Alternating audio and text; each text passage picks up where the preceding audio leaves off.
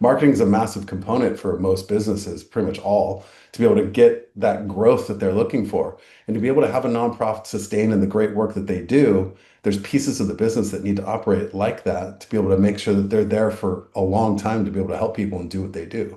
Because it would make a huge impact on the world if they're not able to do that. And so by understanding the importance of the marketing piece, and understanding like how much budget you can allocate of your total revenue and what needs to be done.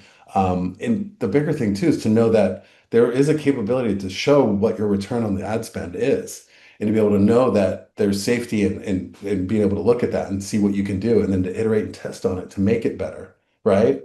And there's a lot of levers to be able to be pulled here so that they can be successful. You are listening to Power Marketing with Kevin Lee. Kevin and his agency Did It have helped thousands of businesses win through superior marketing, as have his books, articles, speaking engagements, and the E-Marketing Association Power Marketing podcasts. Here's Kevin. Hi, I'm Kevin Lee with the E-Marketing Association. I also spend most of my time running an agency Did It, but I've got a nonprofit called Giving Forward in the cause marketing space, which is one of the main reasons I'm super excited to be chatting with Kris Johns today, who founded AdGood. So we both have a mission to try to recapture a bunch of the unsold ad inventory, much of which gets thrown away, but we're coming at it from very different perspectives. So Kris, I'd love you to start with the origin story for AdGood, and we can take it from there. Yeah, no, sounds great.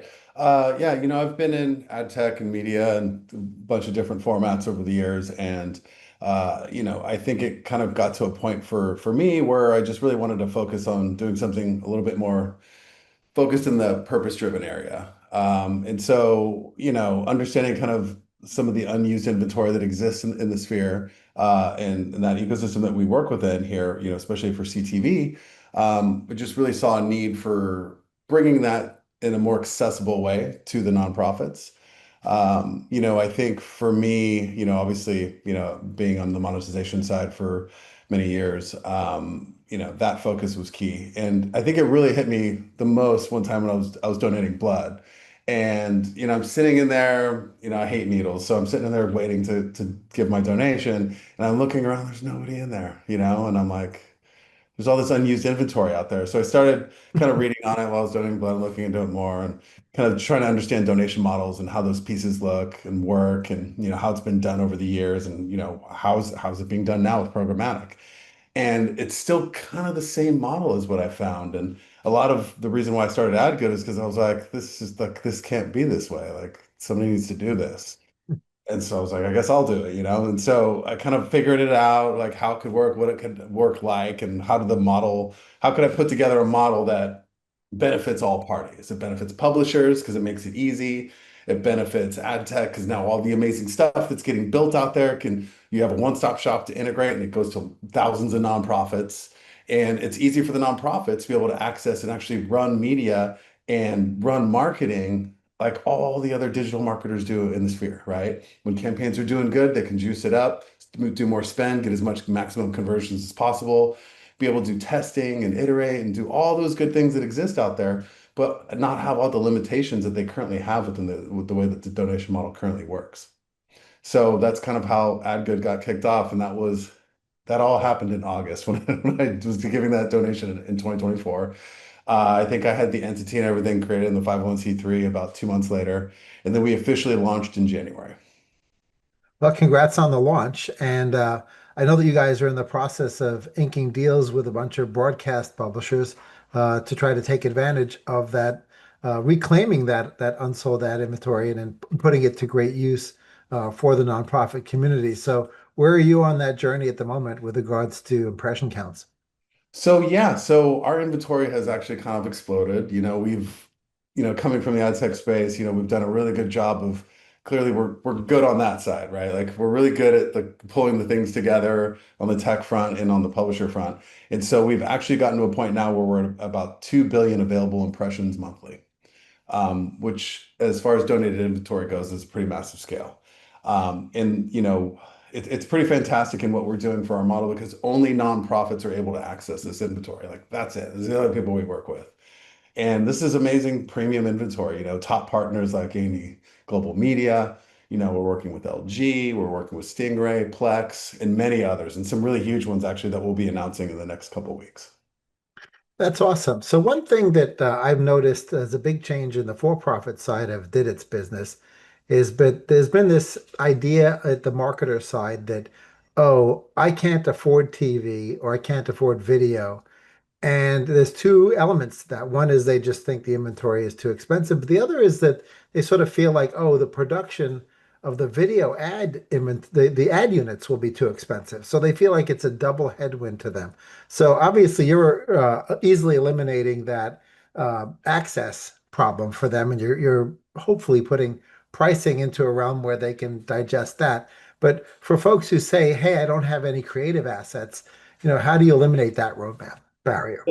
It's a great question. And, one of the major components of AdGood is we want to help all nonprofits of all sizes, not just the big ones through DSPs that we can easily connect with, not just the ones that want to do managed service, which we handle, but we also want to account for the small ones that just want to run ads in their local communities, or maybe they want to run it a little bit bigger in a DMA or a county. Depends on whatever those scenarios are. And so we've partnered with Streamr.ai to actually utilize a self-serve Gen AI ad manager.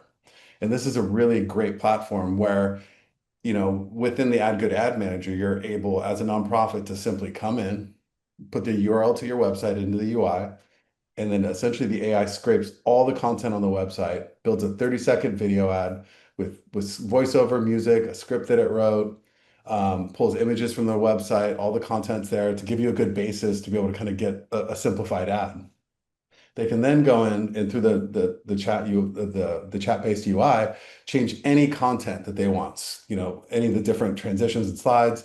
They can easily change the entire script right there, upload new images, upload video, and also select up to 30 different languages and dialects. Change the voiceover, change the music, all kinds of good stuff. And actually, we just rolled out with Streamr uh, the VEO3 from Google. And so now you can actually purchase credits and upload images and actually bring those images to life. And so there's all kinds of aspects that you can do to get that really good quality, AI components that are added in to really bring a tool to the nonprofits that they can actually go in and access, generate an ad, limit all that stuff, and be able to get access to it. They can also, once they've completed that ad, download it. There's a really low fee that we charge for that to be able to go in. It's just $250, download that video. You can use it wherever you want. You own that video. You can run it on social. You can do all those kind of great things. And so it really eliminates a lot of the production aspects to things and have it all unified in one simple tool. The entire process of generating an ad and creating it takes about 3 to 4 minutes depending, right? If you're using some of the VEO3 pieces, it takes a little longer sometimes to generate those specific tasks that are happening. But outside of that, you can get that up and running and swipe your credit card, and for just a $250 minimum spend, you can run an ad in your local community. Yeah, that's awesome and super exciting, especially removing the creative barrier, which I think is, sort of a myth that the folks have had on both the nonprofit and for-profit side, for that matter, Yeah. about CTV being accessible. I'd love to talk about the fact that with your platform, you continue to get all the lovely targeting parameters that you have available, because some nonprofits may have been lucky enough to get ad inventory donated to them via old school broadcast, right? But old school broadcast is tonnage basically. It's completely untargeted. Whereas CTV, you have all these targeting layers that are available, which can make sure that your ads are being seen by the right people. So for those folks who are not aware within the nonprofit community of all those targeting levers, from psychographics and demographics to even custom audiences and what those are, how would you educate them on where the power lies for that? Honestly, we can target most things. It just really depends on the level of audience for what they're targeting. We have some campaigns that come in and it's like, Cincinnati opera stuff, and they want to target people that only go to the opera. And it's like when you start to look at the volume of of audience that's there, they don't know because they've never really utilized that level of targeting, for these things. And so we work with them on kind of understanding more of the demographics inside of that to kind of provide them like a more generalized aspect of what they can get. Because with us, one of the fantastic things is, we charge 70% less for our inventory. So there's a little bit more wiggle room to be able to do testing and watch performance and kind of see what can happen. And so we have access to all the targeting parameters that they could ever want. We just want to make sure that they're getting the most that they can to hit their goals. And we do a lot of, obviously age and, we do a lot of certain types of uh, aspects of audience components where maybe it's something that it's like pet lovers or it's, cancer specific stuff and cool things like that. But additionally, too, there's other stuff we're doing contextually as well.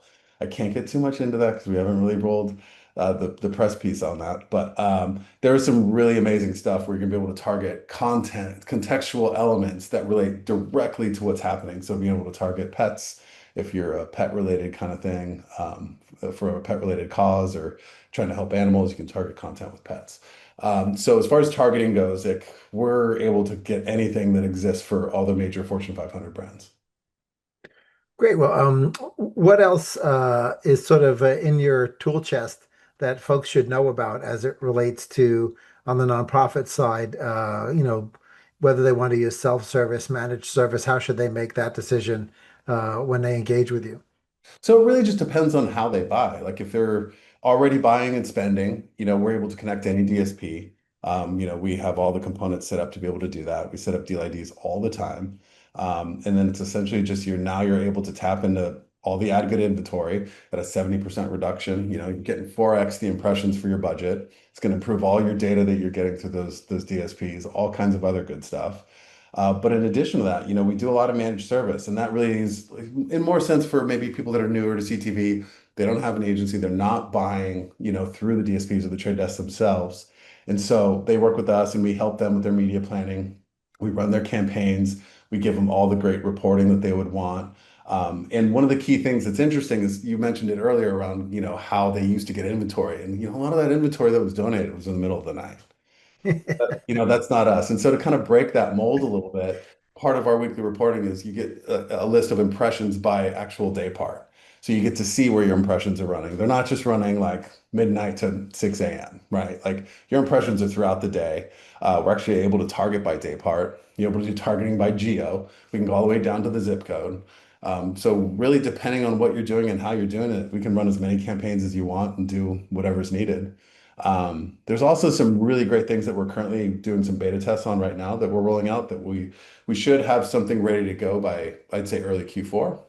And we're working with a couple different platforms for attribution. So some really cool stuff that's happening there where when campaigns were running, you're going to be able, as a nonprofit, to come in, run your ads with us. We'll give you a universal pixel that'll be stored on your website. We place that there, and then you'll get access to a dashboard that enables you to not only, obviously get the typical reporting that you get from us, but you now get this additional piece that tells you how many people saw the ad, how many people from that ad went to your website, what did they do on your website, and track them all the way down to the donation and see, what sort of real return on ad spend you're getting. And there's some other really cool stuff we just started talking to a couple different vendors on. And that's just kind of getting some of those older components of lift studies, right? So more of a qualitative aspect. So even some of the smaller campaigns, being able to give a little capacity to them to understand what that kind of lift is and awareness and how is this performing for you. So if you're not at the level to be able to get the attribution as far as impressions go, you're still able to get some sort of qualitative piece that you can add in on top of the impression level data reporting that we give you. That's great. So, one of the things I remember back from when I was running We Care before starting Giving Forward as a nonprofit is we did a lot of research into sort of sectors, nonprofit sectors, and the level to which emotion plays a role. And we knew that emotion was important because if we're going to run any kind of a marketing, right, we want to be able to push emotional buttons. And you mentioned animals a couple of times, and that was the one that over-indexed the most, right? Was Yeah. the ability for people to, or the willingness of people to change behaviors or on volunteerism or on donation. Animals indexed high. Interestingly, from the studies that we found and studies we did ourselves, houses of worship indexed number two, and then number three was children more generally. Then, of course, you've got all sorts of subcategories of children. But there are other nonprofits that are pretty gigantic, some of which people forget are nonprofits, like hospitals and Right. other organizations that, they operate like businesses, but technically they're nonprofits, universities and hospitals. So where do you expect the biggest uptake to be within the nonprofit community? Is it going to be the long tail finally discovering CTV, or do you think it's going to be a lot of these major players that really had stayed away from CTV because maybe they were convinced the ROI wasn't there?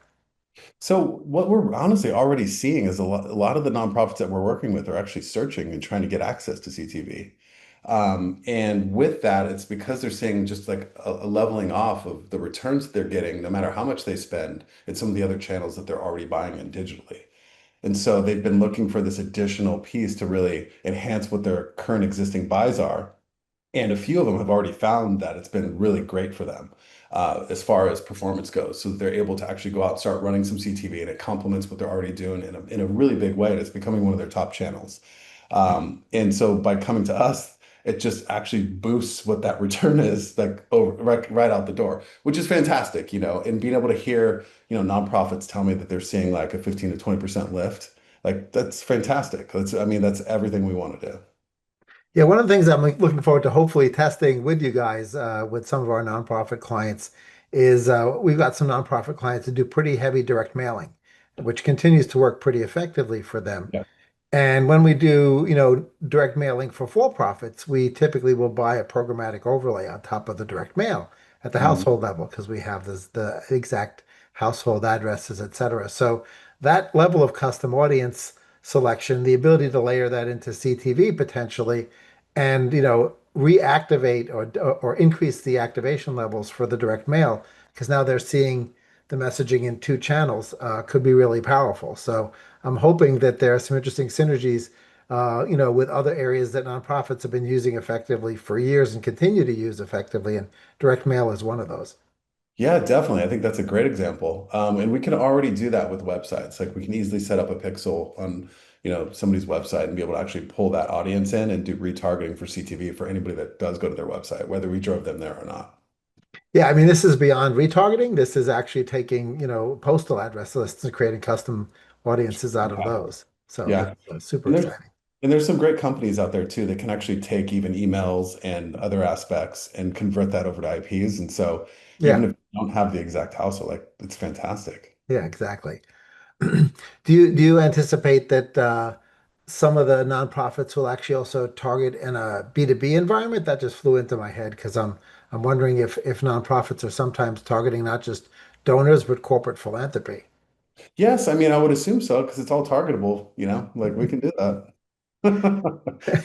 But Um, so yeah, what else is sort of empowering your biz dev teams with, from the perspective of going out there and chatting with the nonprofits on the marketing side and on the development side? right now it's just building relationships. So it's really just our basic model that we're, rolling out with right now. I mean, we just launched in January. We're about, 8 months in. So we have a lot of great stuff that we're building. Some of it we're starting to test and do things with. But, we're keeping it pretty simple. I guess the only real big new thing that we've been kind of working on that we're rolling out is the AdGood nonprofit media fund. And so what we're doing with that is we're actually going to start going out and talking to some corporate sponsors and partners that we work with to be able to go out and actually get donations for that fund. And what we're going to do in that scenario, because AdGood already gives a lot of inventory away to smaller nonprofits that are kind of in a different scenario where they can't kind of cover the cost now, but they know that they're going to be fine in a few months. They'll be able to handle it. And we want to make sure that they're able to kind of continue to operate. But unfortunately, we can't do it for everybody because we have to maintain as well. And so we wanted to create a fund where, anybody could donate to this fund, and essentially that fund is there and can only be accessed by nonprofits, and we'll allocate, essentially our services and free media for those nonprofits so they get access to everything we do and they don't get charged for it. And so the plan for that is to just really open the doors up for a nonprofit to come in and kind of utilize and run their first test campaign and it's covered, or come in and maybe they're running with us all the time and they stop running. They don't have any budget. And we're like, no, we want you to be evergreen. We want you to be continue to get this out there so you can keep performing. We're able to cover their costs for that period of time. It just gives us, because we always wanted to get to a point where every nonprofit just got a free allocation of impressions, right? Like that would be ideal for us. That's what we want. But unfortunately, it just as far as the books go, it just doesn't really work. And so we thought long and hard about this. We've been working on this specific idea since January. And we finally came to an idea where this is how we can operate it and it can work and it can really benefit nonprofits big picture for a long time. Yeah, yeah. Well, I mean, obviously, your broadcast partners still want to get some number, even if it's a significant discount off of the rate card, 70% or thereabouts. Um, but and this, getting the corporate philanthropy or philanthropy in general to plug that gap is a great idea. Do you anticipate, based on the conversations you're having, because when I've had similar conversations, I found that both personal philanthropists and corporate philanthropists seem to have a sector that they really like or a group of sectors because those sectors are on brand to them and they just sort of like to support those sectors. Do you anticipate that they'll be able to earmark and they'll say, okay, here's a $500,000, but I want it to go to cancer, or here's a $500,000, I want it to go to animals, or here's a $500,000, I want it to go to veterans. Yeah, I think that, I mean, it's a great component. And I think, as we roll it out, we're going to learn more and more as we go. We're keeping it kind of an open book right now as we kind of roll out this policy for what we're doing. But I think 100% to better kind of correlate with where that giving comes in, we want to be able to track those because we can easily do all that, right? Only certain verticals of nonprofits can access these types of these funds if it's been earmarked. I think that it's a great component to be able to add in. So on the operational side, is this inventory purely 15s or is it also 30s or longer ad units? We can do any side 15, 30 up to 60. We see best performance at the 30-second level because the completion rates really drop off right around 40 seconds. So it kind of we really push everybody to kind of stick in the 30s because that's the best bang for your buck for what you're getting because it's kind of the same rate that we charge and you don't want to kind of detract the viewers and we really don't want to push the longer formats when possible just because performance just really drops off and if at the tail end of your message you're asking for a donation and the completion rate's like 60% on a 60-second ad, Right. you're not really hitting what you need to hit. And so, we try to educate as much as we can on what we're seeing to all the nonprofits. And, that goes true with like helping them with any sort of ad tech or integration for things or anything we're setting up for them. We come from that side. And so it's like, we're happy to help you with all the stuff we know. But all we ever ask is that you do a white paper with us. And we're working on some of those pieces now because we want that any work we do, we want to be shared with everybody so that any nonprofit can come in and just get all that research or all that work that's been done or understand the case study. And that's a big factor for what we want to do. Great. Well, I know in CTV and video ads in general, particularly if they're going to be direct response type campaigns, constant iteration on the campaign creative and messaging is super important. It sounds like your AI assisted and your dynamic creative optimization ad creation platforms that you've integrated in with will be key to that. So, how will you recommend, or what will your recommendations be to nonprofits as to how often they refresh their creative, right? Because if you start to hit impression counts beyond a certain point, you're going to get ad burnout. So is that going to be part of your hand holding that you basically will say, listen, guys, you're going to should come in with some fresh messaging.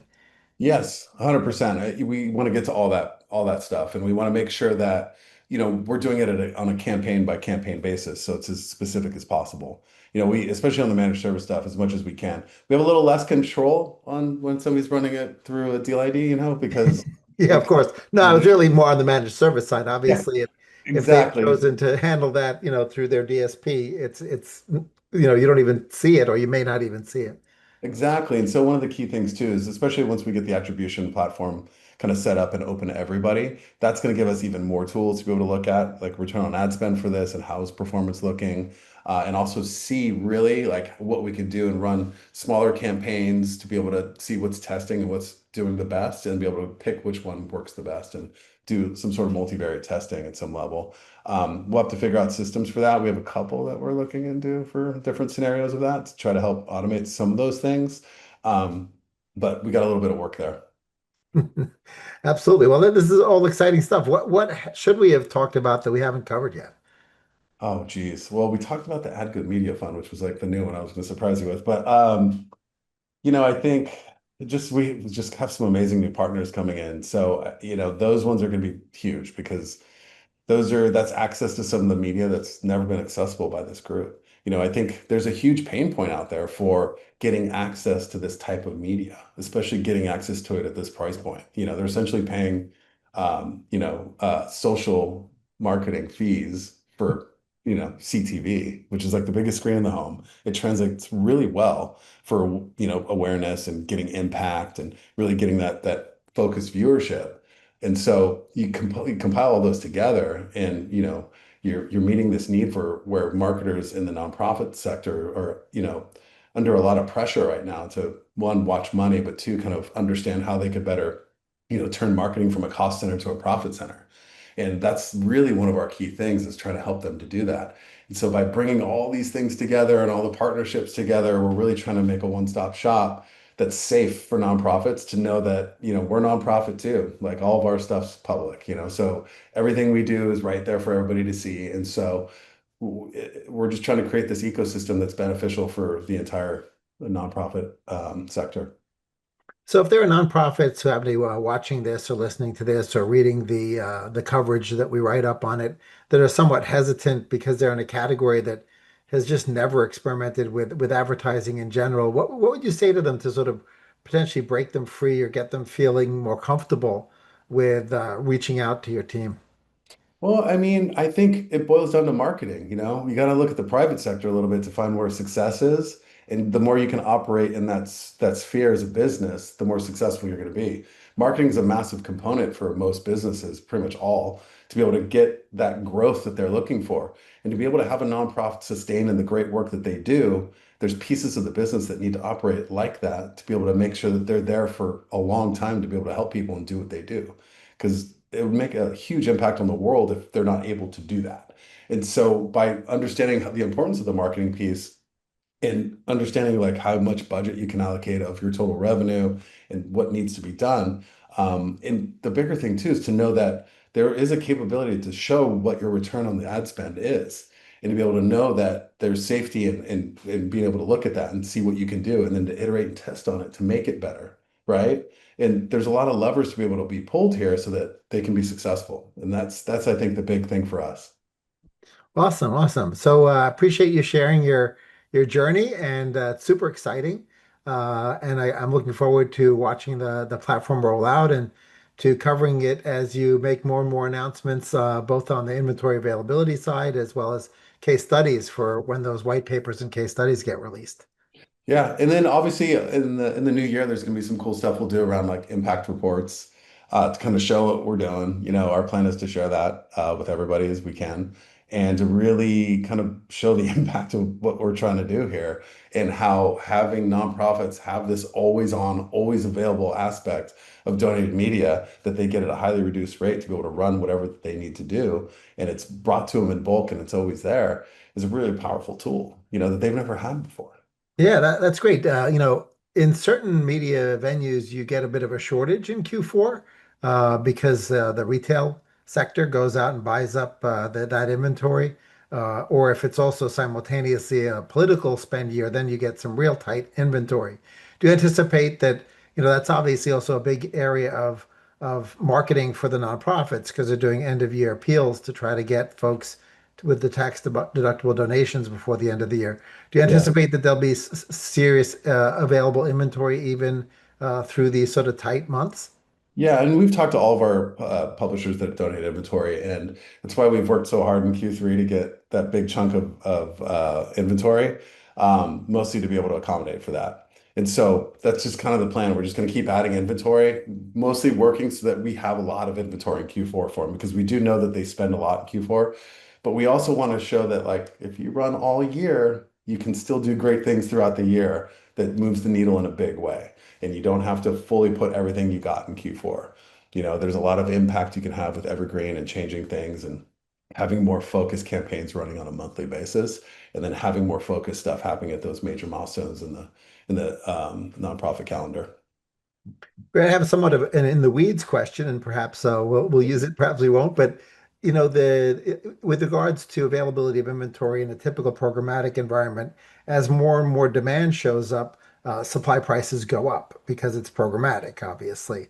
And so, to the extent that you've earmarked a 70% off of rate card or 70% off a typical price perspective with these broadcast publishers, as you start to fill up more and more inventory with the nonprofit marketers, will it become essentially a bidding environment, or is this going to be flat priced off of the rate cards that you've arranged? Yeah, it's going to maintain. We're going to keep the same rates that we had in Q3, and we're going to try to maintain that as long as we can. I don't see us raising that for a long time. Great, great. Well, thanks, Kris, so much for joining me. Like I said, look forward to watching the evolution of AdGood. It's wonderful that you're doing it as a 501(c)(3). Our hearts are in the right place on that one. Awesome. Thank you so much. I appreciate it. I love being on. Sounds good.